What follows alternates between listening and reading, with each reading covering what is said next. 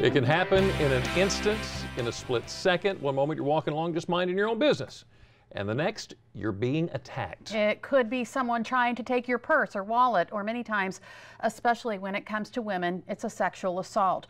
According to the Rape, Abuse, and Incest National Network, or RAINN, someone is sexually assaulted nearly every 2 minutes. That's more than 290,000 victims of sexual assault each year.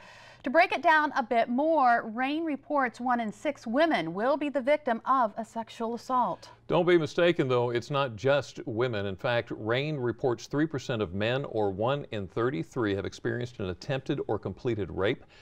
And sure, it would be nice to live in a world where we don't have to worry about attacks like these. Unfortunately, the reality is it's real, and it could happen to anyone. But you can take steps to protect yourself. That's exactly what the woman in this next story did, and it very well may have saved her life. Nowadays, you just can't be secure enough. Do you know This could be your life. what to do if someone attacked you? A lot of people feel like, oh, I come from a good family, nothing ever bad's gonna happen to me. But it did to Caroline Portugal. It happened years ago. But for Caroline, it's like it was yesterday. This 200-pound, 6'2" guy came from behind me and tried to put a bag of poison over my mouth and nose. And I turned around, did a very quick palm smash. Now she's on a mission, making sure women are armed with moves and the mindset to stay safe. She founded Hot Ninja Defenders. If I didn't know that one palm smash technique, I wouldn't be here today. Take that palm smash, add the double hand choke, throw in the wrist grab. Knowledge and confidence will conquer fear. Also avoid being glued to the phone. Lock doors right after getting in your car or home, and be hyper alert in confined spaces like elevators. And if a weapon is part of a confrontation, arms out, hands in a V, twist around and use the weapon on the attacker. Caroline insists practice is essential. Definitely someone my size, okay, up against someone that's bigger and strong is able to get out. Why not practice that technique that could possibly save your life? Words to pay attention to from someone who knows.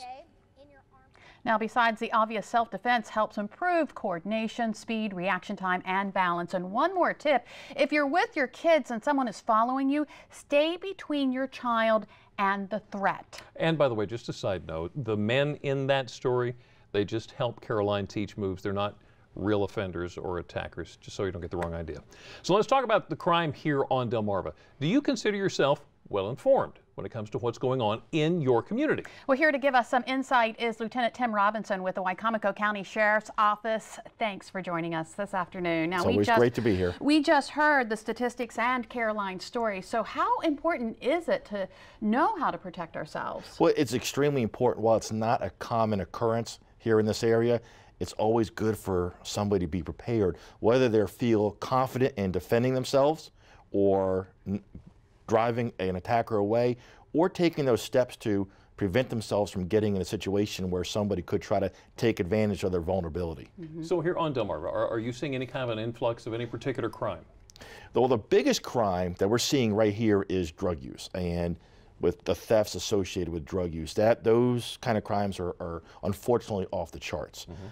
Assaults are another prevalent crime that we do handle, and many of those assaults that we handle, the attackers and the suspects and the victims are all a lot of times known to one another. So that does make it easier to close those kind of cases.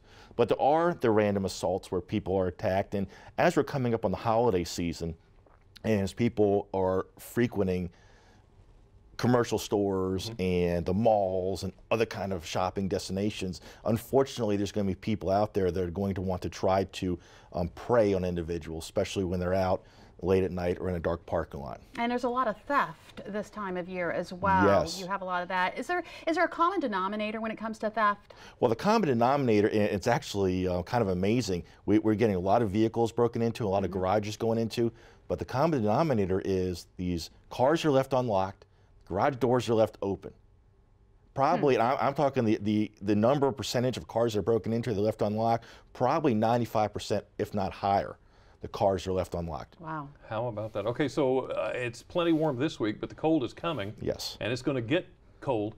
Do you see any impact from cold weather on Interesting, what we do see, because weather does tend to impact our calls for service when it starts getting cold. When it first gets cold at night, we don't see as many people out and about on the street, but we see an unusual spike in domestics as individuals are probably staying home a little bit more. And it's just something that I've noticed over my career, that when the weather gets cold, we do see an increase in domestics. Now, the opposite, can be true during the summertime. During the summertime, we may not see that, but as the weather starts getting warmer, those first few weekends in the late spring, when you see these 80-degree days, we see an increase in noise complaints. We see an increase in disorderly conduct from parties and that kind of stuff. So weather does have a little bit of an effect on our calls for service. So, but with Christmas coming up, yes. I mean, this time of year, obviously people are getting out and doing some Christmas shopping, yes. some holiday shopping. So is there something we need to keep in mind with that? The best thing we tell everybody is when you're going shopping,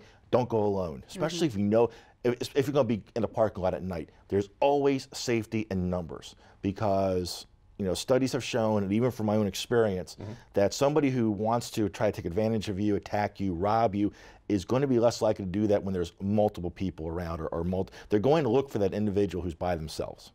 Okay, so last week we talked about porch pirates. Yeah. People that actually steal stuff that's been Yes. delivered to your front porch. Yes. Are you seeing a lot of that? We see some of it, and again, it comes in spurts, but yes, we'll get a call from somebody who'll say, hey, I called, I was expecting a package from either UPS or FedEx, it's been a couple of days, and I called and they verified they did make the delivery, and it's gone. There are individuals that do drive around. It's more probably a target of opportunity. They weren't necessarily planning on committing the theft. They're coming through a neighborhood and they see a package on the front porch, and they say, well, take it, see what's in it. Okay, Lieutenant, we talked about crime here on Delmarva, but we're not done with you yet. Of course, it's Most Wanted Monday, so you're going to have another list for us coming up in just a few moments. And later on Delmarva, like many crooks are after your bank card information, but there's a new tool in place aimed at preventing them from getting their hands on your personal information. Find out about new card readers and how it changes the game when you go to check out. Now, maybe you're trying to get your finances in check. A lot of it comes down to your credit score. We're going to get some advice to get your score to skyrocket. But first, we've been talking a lot about crime. If you've ever been a victim, it will be important to build your emotional health. Dr. Oz tells us how. Hi, I'm Dr. Oz. Resiliency plays a major role in emotional health. Here's how to build yours. Establish a strong support system of family and friends. Develop realistic goals. Think of small tasks that you can complete daily. And cultivate an optimistic outlook by visualizing what you want instead of focusing on fear.